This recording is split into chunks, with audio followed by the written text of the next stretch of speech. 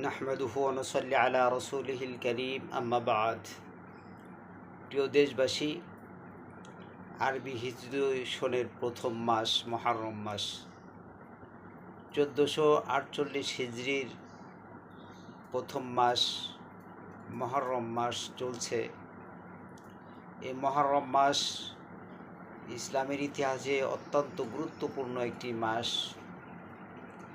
যেই মাসের মধ্যে আল্লাহ রাব্বুল আলামিন সকল গুরুত্বপূর্ণ কাজগুলি সমাপন করেছেন, সমাধান করেছেন। অতএব এই মুহররম মাসের তাৎপর্য অনেক বেশি। এই মুহররম মাসের অনেক ফজিলত রয়েছে, এই মুহররম মাসের অনেক ফজিলত রয়েছে। এই মাসে আমরা বেশি বেশি রোজা রাখব, নফল ইবাদত করব, বেশি বেশি নেক আমল করব। বিশেষ করে আশুরার দিন রোজা রাখব। আল্লাহ রসুল বলেন, সুমু আশুরা ওয়া খালিফু ফিল ইয়াহুদ সুমু ক্বাবলাহু ইয়াওমান আও বা'দাহু ইয়াওমান। যে তোমরা আশুরা 1448 হিজরির প্রথম মাস মুহররম মাস চলছে। এই মুহররম মাস ইসলামের ইতিহাসে অত্যন্ত গুরুত্বপূর্ণ একটি মাস,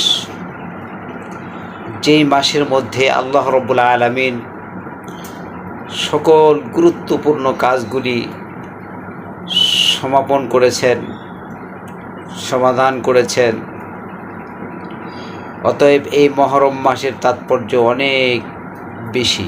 এই মুহররম মাসের অনেক ফজিলত রয়েছে। এই মাসে আমরা বেশি বেশি রোজা রাখব, নফল ইবাদত করব, বেশি বেশি নেক আমল করব।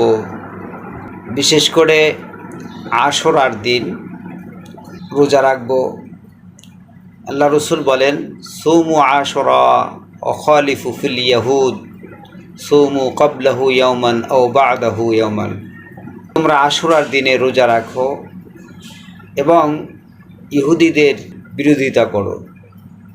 ওরা একটি রোজা রাখে, তোমরা দুটি রোজা রাখো, 9 তারিখ 10 তারিখ অথবা 10 তারিখ 11 তারিখ। এই রোজা রাখলে কি হবে?